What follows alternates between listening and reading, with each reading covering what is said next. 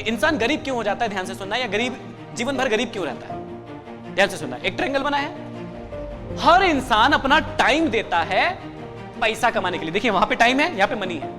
हर इंसान क्या करता है, अपना क्या देता है, टाइम देता है, क्या कमाने के लिए, पैसा कमाकर, ध्यान से सुनना, पैसा कमा लिया है अभी, पैसा कमाता है और उसको चीजें खरीदने में खर्च करता है। क्या खरीदने में, चीजें, थिंग्स।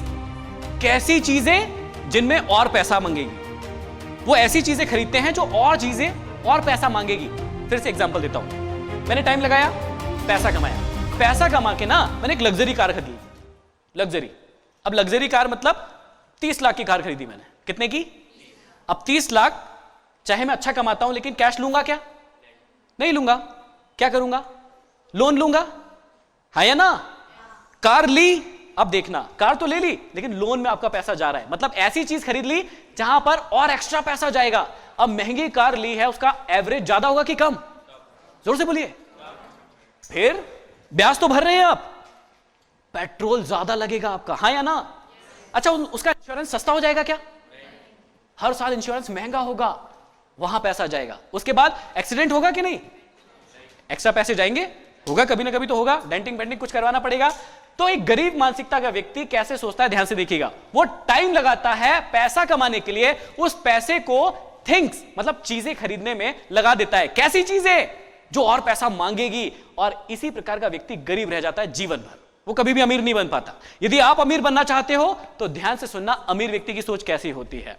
अमीर व्यक्ति क्या करता है, वो भी टाइम लगाएगा, क्या लगाएगा, वो भी टाइम लगाएगा, वो भी पैसा कमाएगा लेकिन उस पैसे से थिंग्स नहीं खरीदेगा। वो क्या खरीदेगा, एसेट्स। वो भी कार खरीदेगा लेकिन कैसे, शुरुआत में वो काम करेगा, ध्यान से सुनना, वो कार खरीदेगा लेकिन वो कैसी कार खरीदेगा जिसको वो रेंट पे दे पाए। किस पे दे पाए। अब शुरू में लोग उसको पागल कहेंगे कि कितना पागल है, ऐसी कार खरीदी जो रेंट पे दे रहा है। लेकिन वो पागल नहीं है, वो समझदार है। वो शुरुआत में ऐसी चीजें खरीद रहा है जो उससे और पैसा लेगी नहीं बल्कि रिटर्न्स देगी। वो ऐसा घर खरीदेगा जिसमें खुद भी रह पाएगा और रेंट से भी दे पाएगा। जबकि मूर्ख लोग क्या करते हैं, असफल लोग क्या करते हैं, पुअर लोग क्या करते हैं, वो ऐसा घर खरीदते हैं जो बहुत बड़ा होता है, रेंट से नहीं दे पाते और खुद ही रहते हैं उसमें। शुरुआत की बात कर रहा हूं, ये एकदम इनिशियल, जब तुम्हारी एज की बात कर रहा हूं। तुम लोग जब धीरे धीरे सफल होंगे ना, ये फॉर्मूले याद रखना हमेशा। तो अमीर व्यक्ति क्या करता है, टाइम लगाता है, पैसे कमाता है, एसेट्स खरीदता है, एसेट से फिर रिटर्न्स आएंगे। एसेट से क्या आएंगे, जैसे अच्छा घर खरीदा जिसको रेंट से दिया, उससे पैसा आएगा, तो वो भी अपने शौक पूरे करेंगे, लेकिन एसेट से जो रिटर्न आ रहा है वहां से। ये होता है एक्चुअल में अमीर बनने का असली फॉर्मूला। बात समझ में आ रही है। दुनिया में 3 प्रकार के लोग ही अमीर बन सकते हैं। पहला, या तो आपके बाप दादा के पास बहुत संपत्ति हो, पुराना पैसा हो, आप उसको इन्वेस्ट कीजिए, आप बहुत अमीर होंगे। पहला तरीका, आप में से किसी के पास हो तो वो अमीर बन सकता है बहुत आसानी से। दूसरा, जो हमने एम वाला पार्ट सीखा था, उसमें एक बात बताई थी कि कोई जन्मजात ही टैलेंटेड होता है, जैसे सचिन तेंदुलकर, लता मंगेशकर जी है, तो यदि आप वैसे होते तो भी बहुत जल्दी अमीर हो जाते। लेकिन यहां पे बैठे हो, इसका मतलब दोनों नहीं हो, ना तो आप जन्मजात बहुत अमीर हो, रईस खानदान से हो, दूसरा भी नहीं है कि आप में कुछ बचपन से ऐसा टैलेंट था कि आप तो सचिन तेंदुलकर या कोई बड़ा ऐसे बन गए हो, नहीं है। तीसरा और सबसे इंपॉर्टेंट चीज जहां से आप अमीर बन सकते हो, वो ध्यान से सुनिएगा। इस प्रोसेस को फॉलो कर लिया, अब देखिएगा जो सबसे इंपॉर्टेंट चीज है वो क्या है। अमीर बनने का सबसे बड़ा सीक्रेट, आप पैसे कमाओगे कभी ना कभी। यदि आप बहुत यंग हो तो थोड़े समय में आप पैसा कमाने लगोगे, कहीं ना कहीं से पैसा कमाने लगोगे। और मैंने एक तरीका बता दिया, यूट्यूब, फेसबुक, इंस्टाग्राम जो चलाते हो वहीं से कमाओ, शुरुआत वहीं से कर दो। बाकी जो सपना है वो तो पूरा करो ही, लेकिन अपने धंधे को ऑनलाइन ले आओ, अपने काम को, अपने टैलेंट को ऑनलाइन लेके आ जाओ, वहां से भी कमाओ। जब पैसा कमाओगे तो उसमें से एक हिस्से को सेव करना है। क्या करना है, सबसे बड़ा फॉर्मूला, पूरी दुनिया में कहीं भी चले जाना, हर व्यक्ति, हर बड़ा व्यक्ति, हर सफल व्यक्ति यही फॉर्मूला बताएगा, जो वो 2 प्रोसेस से नहीं आया होगा। ये भी समझ लेना, जो जन्मजात रिच है वो इसको नहीं फॉलो करेगा, जो जन्मजात टैलेंटेड है वो भी इसको फॉलो नहीं करेगा, क्योंकि उसके पास तो शुरुआत में ही बहुत पैसा आ जाएगा। विराट कोहली के पास कम उम्र में ही कम पैसा आया कि बहुत पैसा आया, बहुत पैसा था उसके पास। उसको ये फॉर्मूला अपनाने की जरूरत नहीं है, ये फॉर्मूला आप लोगों को अपनाने की जरूरत है।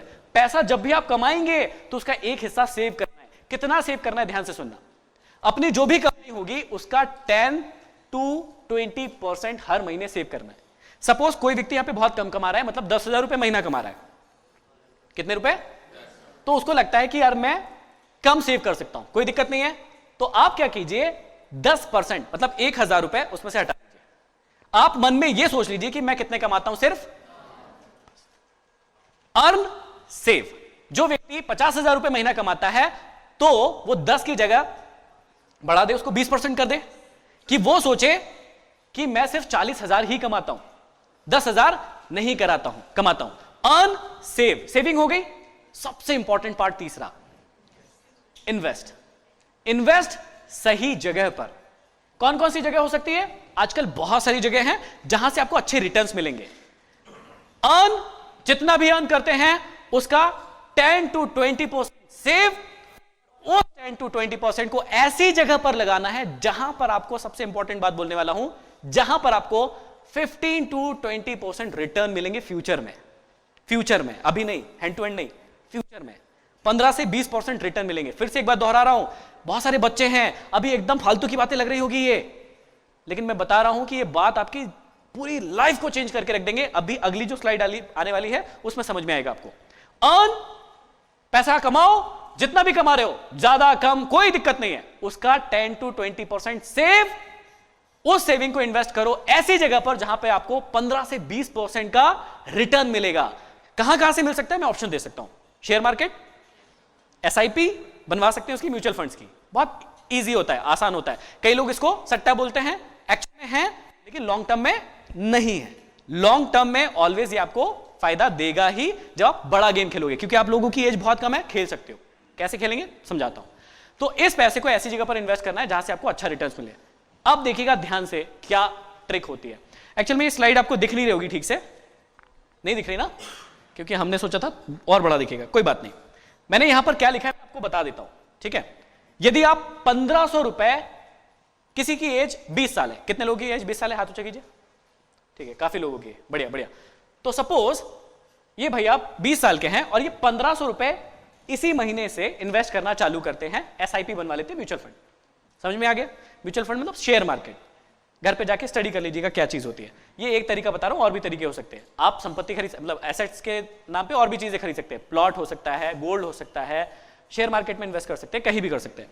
मान लीजिए 1500 रुपए आपने हर महीने लगाना चालू किया, ठीक है। यदि आपने उस पैसे को लगाया सिर्फ 10 साल, कितने साल? 10 साल लगाया, तो आपके 1,08,000 रुपए जाएंगे 10 साल में। कितने जाएंगे? 1,08,000 रुपए जाएंगे। लेकिन 10 साल के बाद आपको मिलेंगे 4,18,000 रुपए। कितने रुपए मिलेंगे? 4,18,000 रुपए मिलेंगे आपको, जो भी आपने इन्वेस्ट किया है।